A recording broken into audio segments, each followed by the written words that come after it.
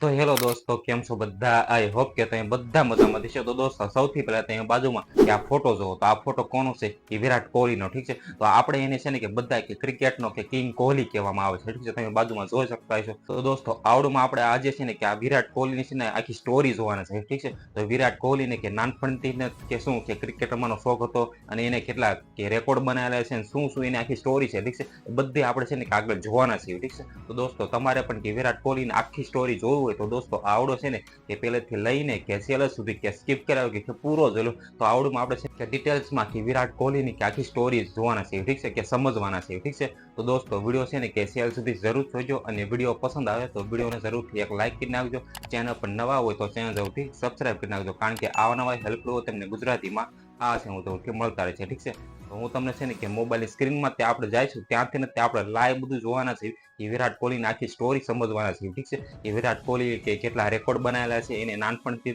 કે શું કે ક્રિકેટ રમવાનો શોખ હતો અને એને કે જન્મ કઈ તારીખે થયો. તો દોસ્તો ચાલો, હું ક્યાંય બાજુમાં છે ને કે સ્ક્રીન રેકોર્ડિંગ ચાલુ કરું છું અને આપણે છે ને કે સ્ટેપ બાય સ્ટેપ એની આખી સ્ટોરી છે ને કે સમજવી. ઠીક છે, તો ચાલો વિડીયોને શરૂ કરીએ.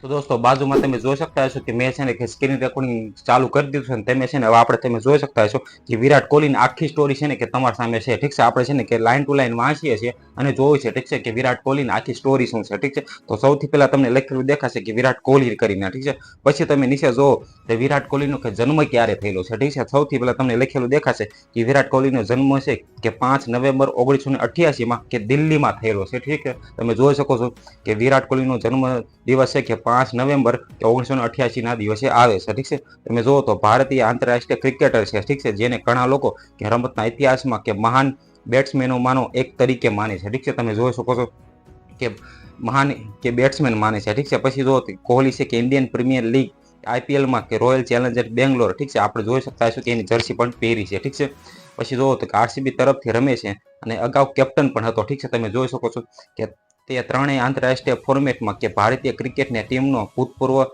સુકાની પણ છે. ઠીક છે, તેમ કે ટેસ્ટ ક્રિકેટ, પછી વન ડે ઇન્ટરનેશનલ કે ઓડી અને કે T20 ઇન્ટરનેશનલ કે T20 વર્લ્ડમાં કે તેને કે ભારતના સૌથી સફળ કેપ્ટનોમાંથી એક બનાવે છે. ઠીક છે, તમે જોઈ શકો છો. ઠીક છે, આ રીતે કે તમે જોઈ શકતા હશો કે એ છે ને કે T20 વર્લ્ડ કપમાં, પછી ઓડીમાં, પછી જો તો આરસીબીમાં બધેમાં છે ને કે રમે છે. ઠીક છે, પછી નીચે તમે સ્ક્રોલ કરશો તો તમને છે ને એનું બધું છે ને આખી ઇઝી કે સ્ટોરી તમે જોઈ શકો છો. ઠીક છે, તમે જોઈ શકતા છો કે લખેલું છે કે કોહલીએ તેની કે શિસ્ત અને પ્રતિબંધના માટે તે ટીમના ખેલાડીઓ, વિરોધીઓ અને ક્રિકેટરના દિગ્ગજો તરફથી કે પ્રશંસા મેળવી છે. ઠીક છે, અને પછી જુઓ તો તમે ત્રણેય કે ક્રિકેટરનો ચહેરો કે બદલી નાખેલો છે. ઠીક છે, અને પછી જુઓ તો તમે કે અને તમે કે રમત માટે કે કેવી રીતે તૈયારી કરો છો કે 2023 ક્રિકેટ વર્લ્ડ કપ માટે કોહલીનો પ્લેયર ઓફ ધ ટુર્નામેન્ટ જાહેર કરવામાં આવ્યા બાદ કે ક્રિકેટના મહાન બ્રાયન લારાએ કે કોહલી વિશે શું કહ્યું હતું. ઠીક છે, તમે હંમેશા અલગ રહે છે. ઠીક છે, તમે જોઈ શકો છો.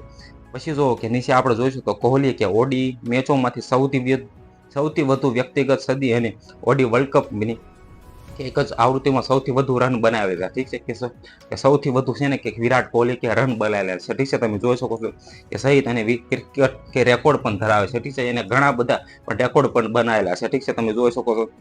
પછી તમે જુઓ કે 2014 અને 2016 T20 વર્લ્ડ કપ અને 2023 કે ઓડી વર્લ્ડ કપમાં તેને ત્રણેય વખત કે વૈશ્વિક ઇન્વેસ્ટમાં કે પ્લેયર ઓફ ધ ટુર્નામેન્ટ તરીકે પસંદ કરવામાં આવેલો છે. ઠીક છે, અને કોહલી છે કે 2011 કે ઓડી કે વર્લ્ડ કપ અને 2023 કે આઈસીસી એટલે કે ઇન્ટરનેશનલ ક્રિકેટ કાઉન્સિલમાં ચેમ્પિયન ટ્રોફી પણ જીતનાર કે ભારતીય પક્ષોનો સભ્ય પણ હતો. ઠીક છે, તમે જોઈ શકો છો. અને પછી તમે જો તેને બોલિવૂડની લોકપ્રિય અભિનેત્રી નિર્માતા અનુષ્કા શર્મા સાથે લગ્ન પણ કર્યા છે. ઠીક છે, તમે પણ જાણતા છો. ઠીક છે, અને પછી તમે જુઓ તો એની કારકિર્દી છે, પ્રારંભિક જીવન છે, એ બધું તમારે વાંચો તો તમે છે ને કે આગળ વાંચી શકો છો. ઠીક છે, આપણે એને જે મેન પોઈન્ટ છે ને એને કેટલા રેકોર્ડ બનાવેલા છે એ બધું છે ને કે આપણે જોઈશું ખાલી. ઠીક છે, તમે જોઈશો તો વિરાટ કોહલીને જે જીવન કારકિર્દી છે એ બધું તમે છે ને કે વાંચી લીધો. ઠીક છે, તમારે પણ આ છે ને કે આ ન્યૂઝમાં જઈને કે ગૂગલમાં જઈને ખાલી વિરાટ કોહલી એ સ્ટોરી કરજો, તમારા સામે આ આવી જશે. ઠીક છે, આપણે અત્યારે છે ને કે મેન પોઈન્ટ હોય એ ખાલી આપણે વાંચવી. ઠીક છે, પછી જુઓ કે નીચે તમને લખેલું દેખાતું હોય છે કે કોહલીએ કે 2008માં કુઆલાલંપુર કે મલેશિયામાં આઈસીસી અંડર-19માં તમે જોઈ શકો છો કે વર્લ્ડ કપ જીતવા માટે અંડર-19 ભારતીય ક્રિકેટ ટીમની કેપ્ટનશીપ પણ કરેલી હતી. ઠીક છે, તમે જોઈ શકતા છો.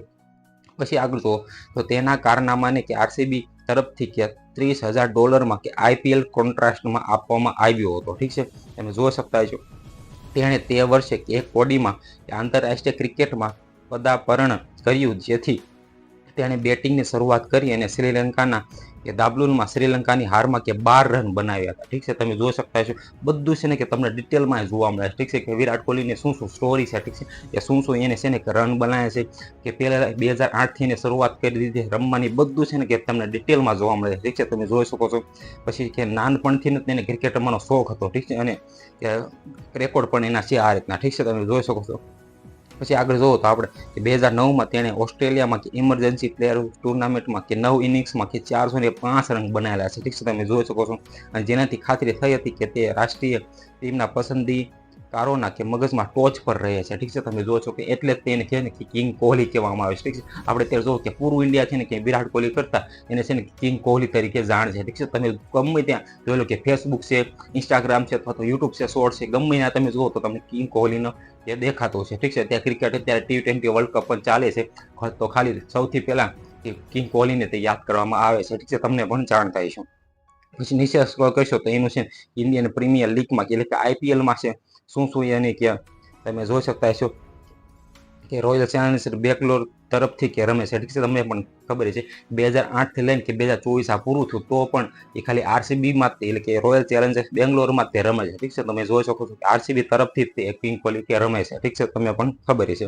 તો વિરાટ કોહલી તેની સમગ્ર આઈપીએલ કારકિર્દી દરમિયાન કે રોયલ ચેલેન્જર્સ બેંગ્લોર તરફથી રમ્યો છે, અને તે એકમાત્ર એવો ખેલાડી છે જે આઈપીએલના ઇતિહાસમાં માત્ર એક જ ઇન્સાફ્રિસ માટે રમ્યો છે. એટલે કે તમને પણ ખબર છે કે બાકી બધા પ્લેયર છે કે સીએસકે માંથી કે એમઆઈમાં જાય છે, એમઆઈમાંથી કોઈ પણ અધરમાં જાય છે. ઠીક છે, પણ વિરાટ કોહલી છે એ માત્ર આરસીબી માંથી નથી રમી રહ્યો છે. ઠીક છે, 2008 થી લઈને 2024 સુધી. ઠીક છે, તમને પણ ખબર છે કે એક એવો માત્ર ખેલાડી છે કે આરસીબી સિવાય કે બીજી કોઈ તરફથી રમતો નથી. ઠીક છે, પછી તમે આગળ જુઓ તો અહીં લખેલું દેખાય છે આરસીબી માટે તેની પ્રથમ 2 સિઝન રનમાં માર્ગે બહુ ઉપજાવી શકી ન હતી, પરંતુ 2010માં વાઇસ કેપ્ટન તરીકે કે બઢતી પછી તેને કેટલાક અદ્ભુત પ્રદર્શન કર્યા છે. ઠીક છે, શરૂઆતમાં જ્યારે 2 વર્ષ ગયા આરસીબીમાં ત્યારે એને એવા રન નથી બનાવેલા. ઠીક છે, પરંતુ આગળ એને છે ને કે રન બનાવેલા છે. ઠીક છે, તમે જોઈ શકો છો.